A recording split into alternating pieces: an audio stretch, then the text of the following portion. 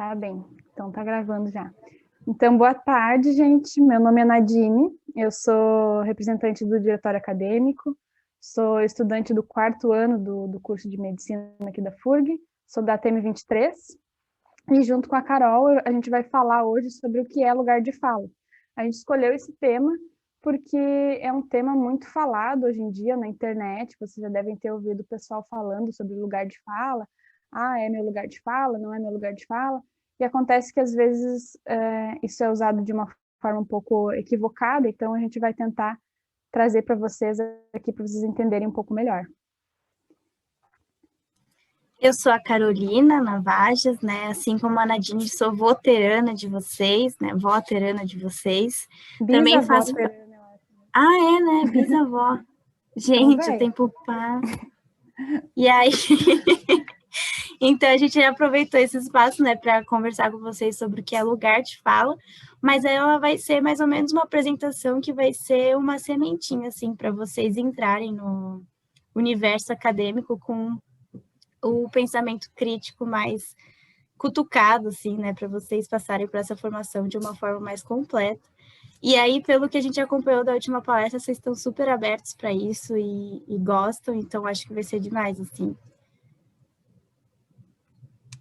Então, tá bom, pode começar aí. Então, gente, para a gente entender o que é lugar de fala, eu primeiro preciso que vocês entendam o que a gente quer dizer tanto com lugar quanto com fala. Primeiramente sobre fala, então. Aqui, falar vem no sentido de poder.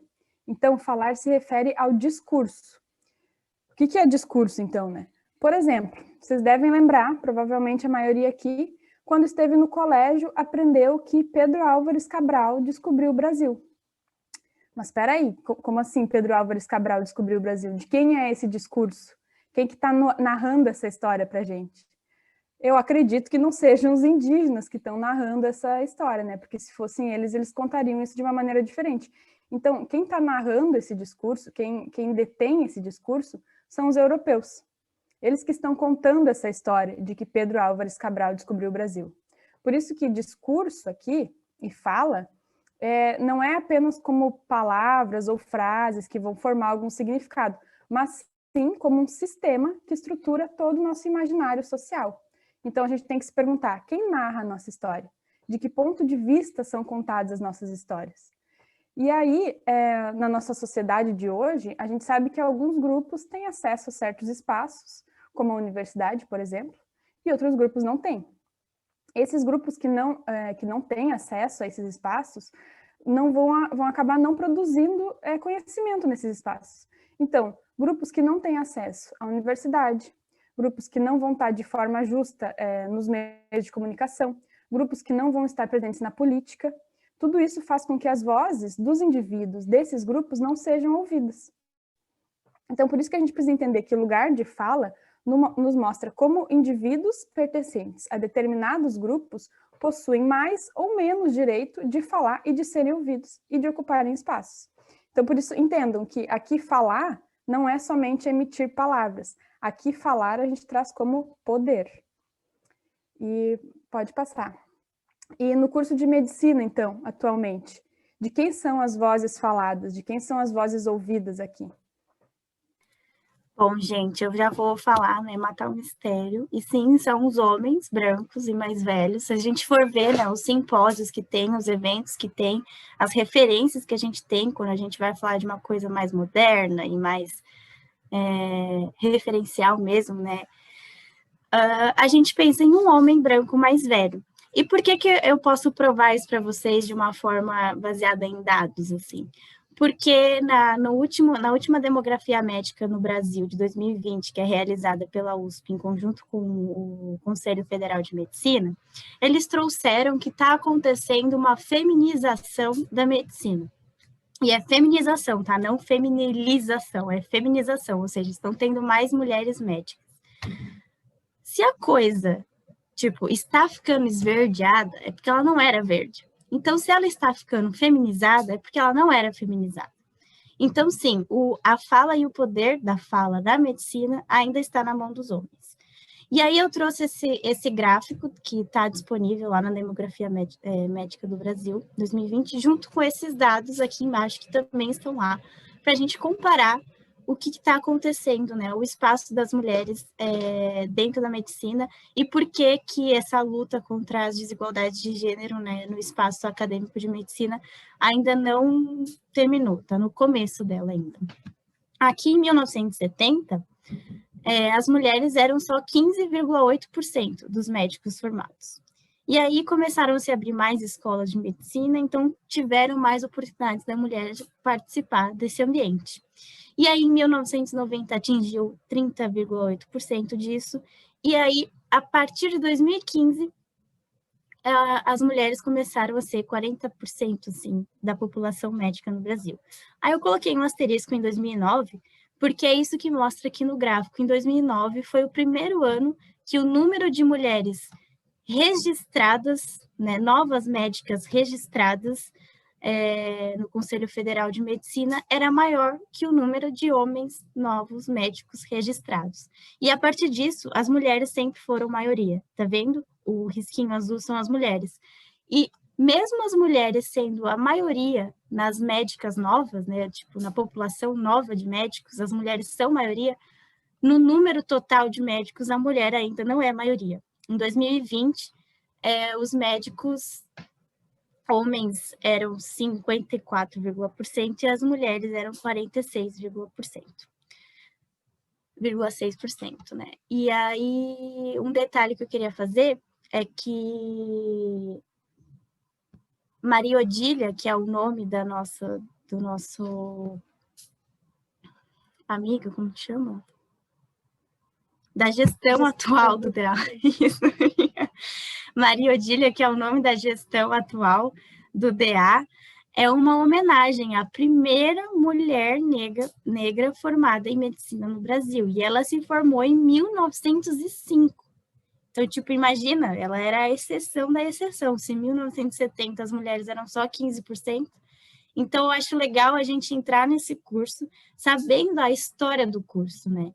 Então, vocês vão ver, a maioria da turma é mulher, quando vocês pararem para perceber e tal, e todas essas implicações. Mas os homens ainda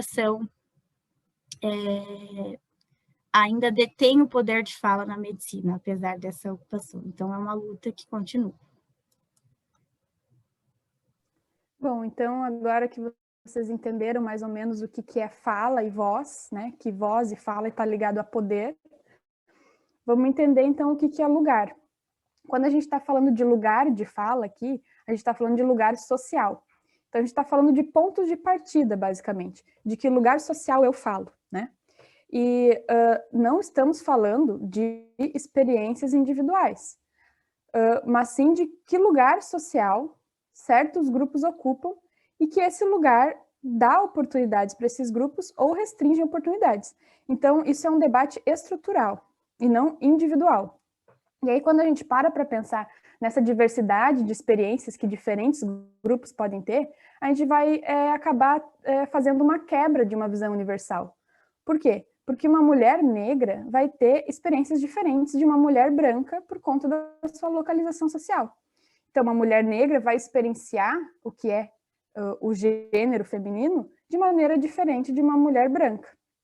E é muito importante que a gente faça essa quebra dessa visão universal, porque geralmente tem uma insistência dos grupos privilegiados em não se perceberem como grupo, em não se perceberem como marcados.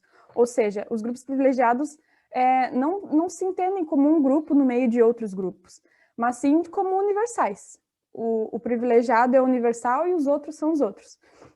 É por isso que, muitas vezes, pessoas brancas, por exemplo, ainda vão insistir no argumento de que somente elas pensam na coletividade e que pessoas negras, quando reivindicam os seus direitos, estão sendo separatistas ou estão pensando somente nelas mesmas.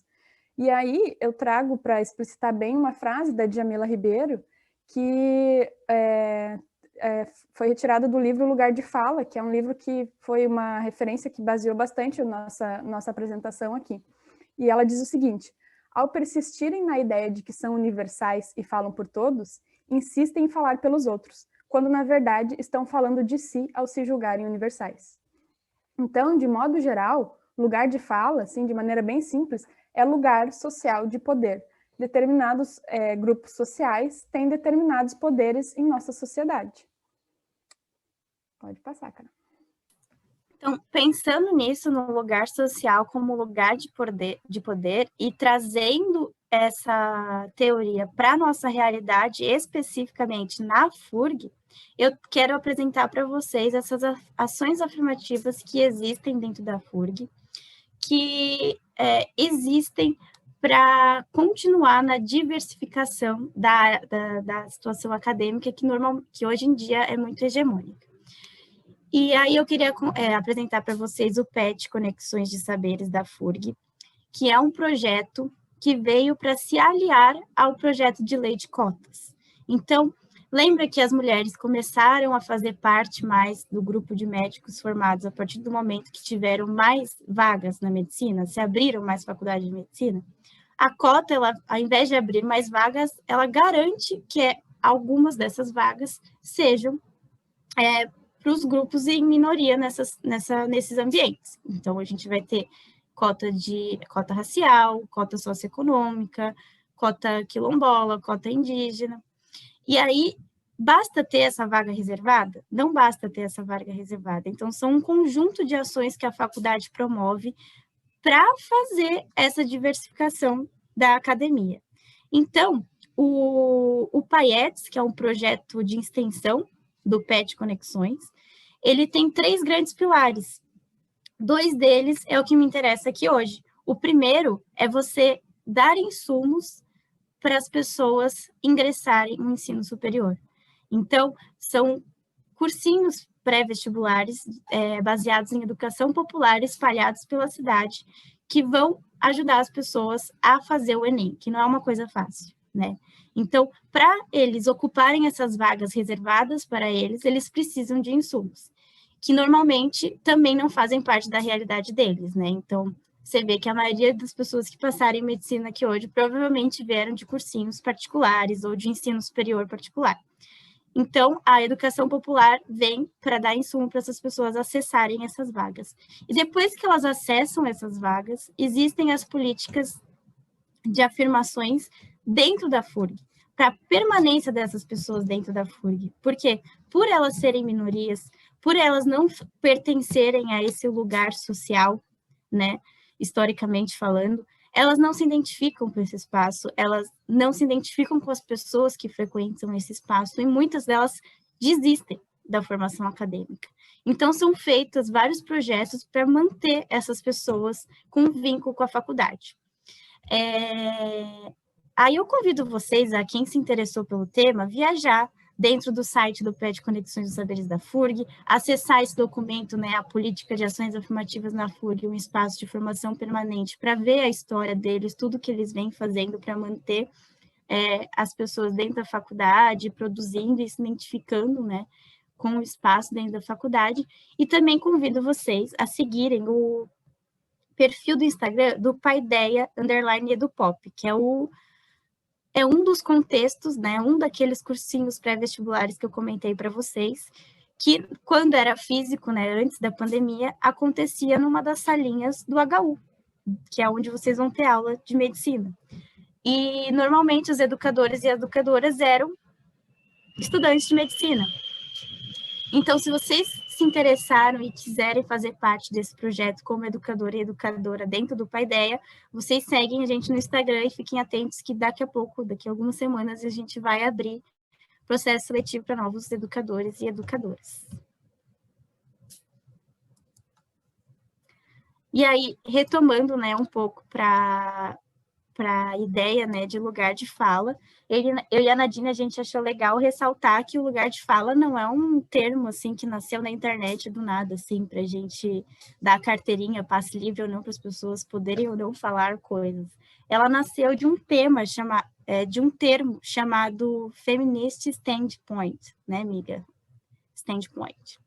Que é que a Patricia Collins estudou esse termo dentro do pensamento feminista negro, no sentido de que é muito importante ressaltar como as diferentes e diversas formas, né, experiências de vida se intercalam e como isso define diferentes formas de reivindicação de direitos e de diferentes formas de se viver uma desigualdade. E essas diferentes formas de se viver uma desigualdade não é uma somatória de pontos, né? Tipo assim, quanto mais grupos minoritários eu pertencer, mais eu sofro. Não, são sofreres, são vivências diferentes e que precisam de atenções diferentes. Então, por isso que é muito importante denominar esses lugares de fala, né? Esses pontos de vistas de que se partem essas vivências para poder dar o que elas precisam, né?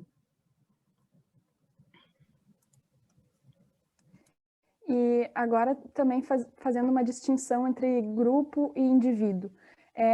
Mesmo quando a gente está falando de indivíduos de mesmo grupo, a Patrícia Hill Collins, que a Carol muito bem falou, ela ressalta para a gente que ocupar o mesmo grupo não implica em ter as mesmas experiências, né? Cada pessoa tem as suas experiências, cada pessoa é um indivíduo. Então, quando a gente está falando de lugar de fala, não quer dizer que a gente esteja também negando a dimensão individual, não é isso.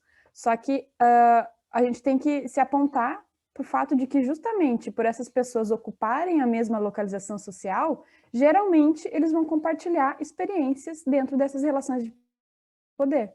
E são essas experiências em comum que há dentro dos grupos que são nossos objetos de análise. É por isso que a gente ressalta que é sempre estrutural. As dimensões individuais elas vão existir, mas a gente vai analisar o que se compartilha dentro desse grupo, né? Pode passar o próximo. E é por isso que a teoria do lugar de fala, ela não vai perder a validade quando vocês encontrarem alguém com essas ideias aqui, por exemplo. Porque o fato de uma pessoa ser negra não significa que ela vai saber refletir criticamente sobre as consequências do racismo. Ela pode até dizer que nunca sentiu racismo, que nunca viveu isso, que nunca percebeu, mas o fato dessa pessoa dizer que nunca sentiu racismo não faz com que, por conta da posição social dela, ela não tenha tido menos oportunidades e direitos. Ou seja, a discussão é estrutural, né? A gente não pode reduzir o lugar de fala só às experiências individuais. E o contrário, nesse sentido, também vai ser verdadeiro, porque por mais que pessoas que pertencem a grupos privilegiados sejam conscientes e combatam as opressões, elas não vão deixar de ser beneficiadas por essa estrutura. E pode passar, amiga. Então, aqui também a gente entra num ponto bem importante, que é que todo mundo tem lugar de fala. Vocês já devem ter visto na internet as pessoas falando, não é meu lugar de fala, não posso falar sobre isso. E normalmente esse discurso de que não é meu lugar de fala, vem para se isentar do discurso, né? Vem para não querer participar daquela discussão. Mas não é isso não é verdade. Todo mundo tem lugar de fala, porque todo mundo está localizado socialmente. As pessoas brancas também pertencem a algum grupo, também estão localizadas socialmente, então elas também têm lugar de fala. A questão aqui não é ter ou não ter lugar de fala, a questão é como falar a partir do seu lugar sobre outras questões que não são suas. E é isso, Carol, pode falar. Isso. Aí, pensando nisso, né, de, tipo, reconhecer qual que é o lugar de fala, a gente também tem outro termozinho que é muito importante e anda de mão dada com o lugar de fala, que é a representatividade, e como são coisas diferentes, né? Eu trouxe aqui 2 exemplos que eu acho que são boas influências para vocês seguirem no Instagram, né? Eu sou adepta dessa ideia de que o que você segue no Instagram pode te influenciar para o lado bom também, né? Não precisa só seguir pessoas que te fazem mal.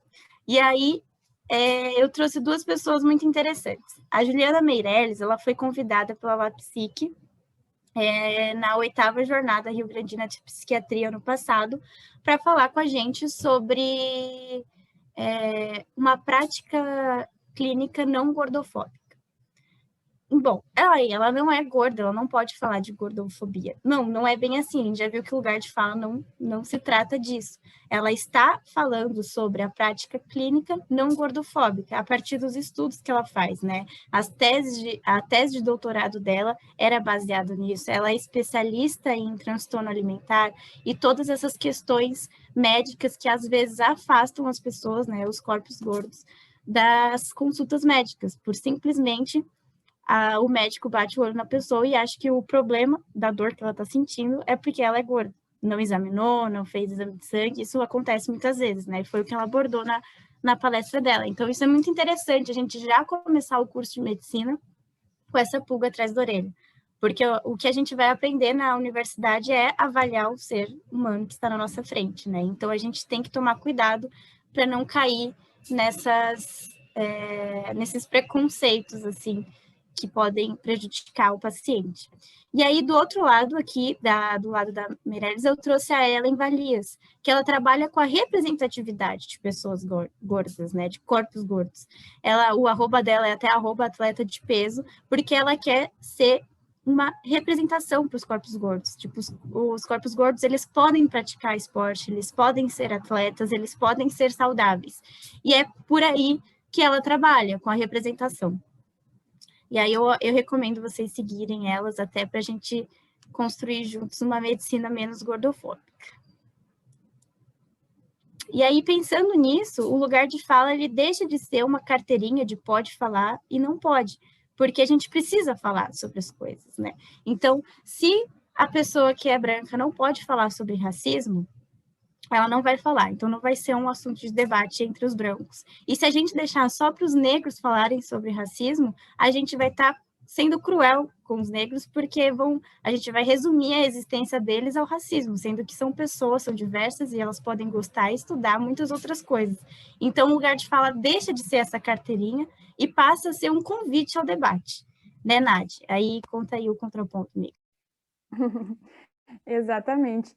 Mas tentando fazer um contraponto um pouco nisso que a Carol falou, vocês podem estar pensando que, então, agora eu sei que eu tenho o meu lugar de fala, então eu posso falar de feminismo, posso falar de racismo, posso falar de lesbofobia, porque eu tenho o meu lugar social, então eu vou falar da minha perspectiva. É isso, mas não é bem assim, né? Todo mundo tem que entender que os grupos privilegiados já têm o seu local de fala bem estabelecido há muito tempo, né? Voltando no início da apresentação, com o exemplo que eu dei lá no início, já faz 500 anos que a gente escuta que o Brasil foi descoberto por Pedro Álvares Cabral. Então, pensando nessa ideia internacional, assim, hoje em dia é a hora de nós, os povos colonizados. Por isso que, voltando então para a parte mais central da nossa apresentação, é a hora das mulheres falarem, é a hora dos negros falarem, é a hora das lésbicas falarem. É por isso que, sim, o lugar de fala traz a gente para o diálogo, traz a gente para a discussão, mas antes de tudo, a fala precisa de escuta para se tornar diálogo. Então, a prioridade também é ouvir, sobretudo se você faz parte de algum grupo privilegiado, é ouvir aquelas pessoas que historicamente não puderam falar sobre isso. E pode passar, amiga. E esse espaço, né, de escuta que a gente tem que dar para as pessoas é muito importante porque geralmente tem uma dificuldade desses grupos privilegiados de ouvirem, né? Isso porque quando essas vozes que são silenciadas historicamente começam a falar, esse confronto que gera incômodo, né? Quando a gente tem uma voz única e universal sendo falada, e aí vem outras vozes querendo falar, tudo isso gera um incômodo e gera uma situação desconfortável, principalmente para aquelas pessoas que estão no seu lugar de privilégio, né? Então, a tendência das pessoas que estão no lugar de privilégio é não ouvir, porque assim elas conseguem permanecer naquele lugar cômodo e confortável, né? Quando essas ideias e verdades desagradáveis são colocadas para fora da consciência de pessoas privilegiadas, isso é mais fácil para eles, porque eles não vão precisar lidar com o conhecimento dos outros grupos, né? O discurso hegemônico continua o mesmo, sem incômodo nenhum. Então, geralmente, quando algum grupo privilegiado é confrontado com algumas verdades desagradáveis assim da nossa história, da humanidade, geralmente vão argumentar em não saber, assim, não sabia, não conhecia, nunca tinha ouvido falar. E isso é parte desse processo de repressão, é parte desse processo de tentar manter essas verdades esquecidas, né? Então é por isso que falar de racismo, falar de opressão de gênero, geralmente é visto como algo chato ou como mimimi, né? Porque é realmente algo que gera incômodo e que precisa fazer com que as pessoas privilegiadas saiam um pouco da sua zona de conforto, né? Aí por isso eu trago essa frase também, que a tomada de consciência sobre as nossas questões sociais é vista como inapropriada ou agressivo, porque se está confrontando poder. E confrontar poder, né, como a gente falou aqui durante a apresentação inteira, causa incômodo, causa um transtorno, assim. E aí, agora, um convite para vocês, né? A nossa referência aqui para a apresentação que eu e a Nadine a gente escolheu foi o Que é Lugar de Fala, da Djamila Ribeiro, que faz parte de uma coleção de várias produções, né? Com a intenção de popularizar os temas mais pertinentes para o feminismo atual, e aí essa coleção chama Feminismo Plurais, e o Que é Lugar de Fala é uma dos livrinhos que fazem parte, é bem curtinho e super interessante, assim, traz várias referências e várias linhas de raciocínio que ajudam a gente a entender melhor a situação. E aí uma indicação para vocês é para vocês stalkearem o DA, o Instagram do DA, descer um pouquinho lá no histórico, porque a antiga gestão fez a Semana Acadêmica de Medicina com um tema de especificidades étnico-raciais na prática médica. E para isso eles convidaram vários profissionais que pertencem a esse grupo que não tem normalmente poder de fala no ambiente da medicina. Então é muito legal você stalkear esse pessoal, seguir, ver o que eles produzem e começar a ter contato com esse universo que não faz parte assim de uma forma natural da nossa formação acadêmica, não ainda, né? Então a gente tem que ir atrás. E aí, se vocês forem no canal do YouTube do DA, tem lá as palestras gravadas. Então, para quem se interessou pelos conteúdos que a Iracema trouxe, né, na palestra anterior e quiser se aprofundar e quiser conhecer outros profissionais, lá no nosso YouTube está cheio dessas palestras com esses profissionais com diversos temas específicos para, né, na temática étnico-racial. E aí, é isso, né, meu? Sejam bem-vindos, bem-vindas, pinguins e pinguinzetes. Muito obrigada por terem participado desse espaço. Obrigada por nos ouvirem. Se vocês quiserem, agora a gente tem tempo ainda para debater mais um assunto, quem se sentir à vontade para falar, se quiserem conversar com a gente pela rua, aí, pela faculdade, agora, né, tá difícil se encontrar, aí pelo meio online às vezes é meio difícil de discutir, mas certamente a gente ainda vai se encontrar por aí, nos bares também, bebendo uma cerveja, dá para conversar bastante, né? Então, muito obrigada, gente. Obrigada. Quem quiser acrescentar alguma coisa, fazer alguma pergunta, comentar alguma coisa, fica à vontade. Eu pensei só num comentário que, quando vocês falaram sobre o branco falar a partir, tipo assim, falar sobre racismo também, discutir isso. Quando a gente pensa políticas públicas, tipo, política de cotas e tal, elas foram feitas majoritariamente por homens brancos votando, né? Então, se a gente fosse isolar para esperar as pessoas negras ocuparem os espaços de poder para depois construir políticas de cotas, talvez isso não aconteceria. Então, achei legal o destaque. É só isso que eu pensei. Sim, exatamente isso. E é por isso que as pessoas brancas não podem se isentar de discutir sobre isso, né? Esse privilégio tem que ser usado para alguma coisa, né? Que é para melhorar a situação de quem não está conseguindo falar. O branco criou o racismo, então parte dele é a solução também, né?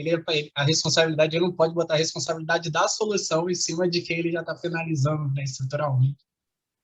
Sim, exatamente. É isso que acontece geralmente, né? As pessoas negras são mais cobradas de entenderem sobre racismo, são mais cobradas de atuarem, enquanto as pessoas brancas normalmente não são cobradas de nada, assim, né? Mas um negro, ele tem que saber responder, ele tem que saber falar sobre aquilo, né? Como se a existência dele, como a Carol mesmo falou na apresentação, como se a existência dele se resumisse aquilo, assim, aquela luta, né?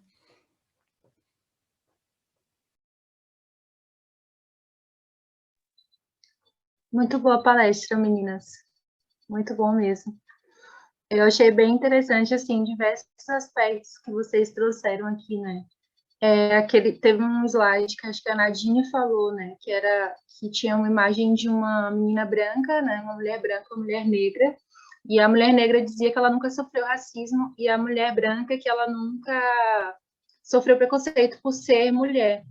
E é interessante a gente pensar também, né, que o lugar de fala também é entender que a minha voz, enquanto uma mulher negra, não representa todas as pessoas do meu grupo, né? Eu tenho uma vivência individual, né? Eu tenho uma perspectiva individual. Então, eu acho que eu achei bem interessante essa parte específica, assim, que vocês trouxeram, mas foi muito bom.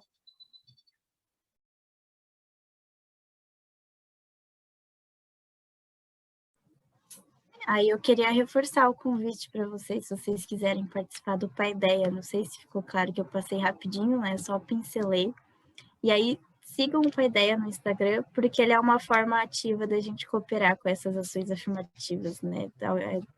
A favor do acesso ao ensino superior aqui na FURG. E é muito legal.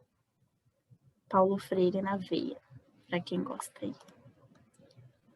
Oiê, eu queria perguntar como é que ficam as questões dos coletivos em Rio Grande, porque são núcleos, né, de estudo, debate, enfim, que a gente aprende muito, tanto feminismo quanto questão negra, e eu queria saber se vocês têm algum que vocês participam, se existe, se precisa ser fundado, como é que funciona.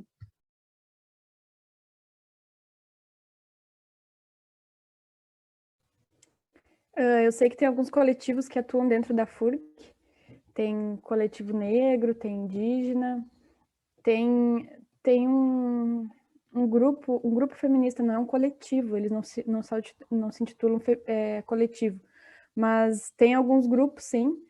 Eu particularmente não faço parte de nenhum atualmente, até no meu primeiro ano de curso aqui, 2018, a gente fundou um coletivo, que foi o Coletivo Primaveras, que era para atuar dentro do curso de medicina. Acabou que se perdeu um pouco assim, e a gente não continuou com esse coletivo. Mas de outros existem sim, só que eu não participo nenhum, assim, para te dizer. Não sei se as meninas fazem parte de algum, conhecem mais. Tem um coletivo Macanudos, né, que é o coletivo de... É um coletivo criado por estudantes quilombolas da FURG, né, mas esse coletivo não é um coletivo que atua especificamente na FAMED, porque não tem, na verdade, um coletivo na Faculdade de Medicina, né? Não tem um coletivo dos estudantes de medicina. Então, mas tem o coletivo Macanudos e eu acho que tem outros também, né, na FUG em si. E tem um coletivo Negrex, que é um coletivo, né, que representa todos os estudantes e profissionais negros do país, e ele é a nível nacional e quem tiver interesse, né, no caso, geralmente é mais composto por pessoas negras que participam, né, das atividades, das ações e tudo mais, mas na FUG também não tem não sei se eu posso dizer uma sede, né, mas não tem vamos dizer assim, não tem uma sede desse coletivo na FUG, mas também nada impede de participar, né.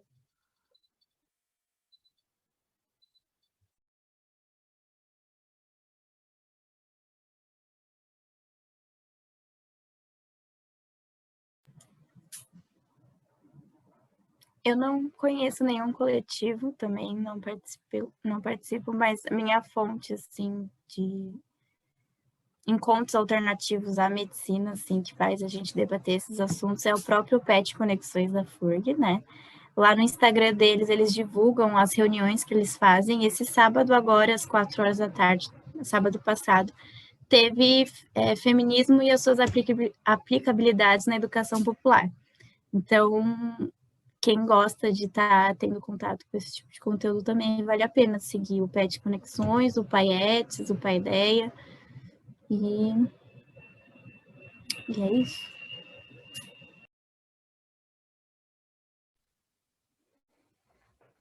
Acho que é isso então, gente. Se ninguém tem mais algum comentário a falar, eu espero que, né, essa nossa conversa não se encerre aqui, a gente possa continuar conversando. Agora vocês têm mais 6 anos aí no curso e espero que esse legado de discutir sobre esses assuntos continue aí na FURG para a gente cada vez ir melhorando o nosso perfil de médicos, né?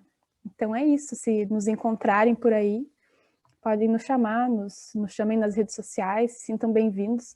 Aproveitem o quanto vocês puderem o curso agora no EAD. Logo a gente está voltando presencialmente, tomara, e aí vai ser mais legal ainda. Bom, queria agradecer a todo mundo que palestrou aí. A fala de vocês, com certeza, deve ter promovido bastante reflexão para o pessoal. E também eu queria agradecer ao pessoal da TM26 pela participação. Espero que vocês tenham gostado. E se mais alguém tiver alguma coisa para acrescentar, mas se não tiver, a gente pode encerrar agora e voltamos às 7 horas para a apresentação das vídeos. Obrigada.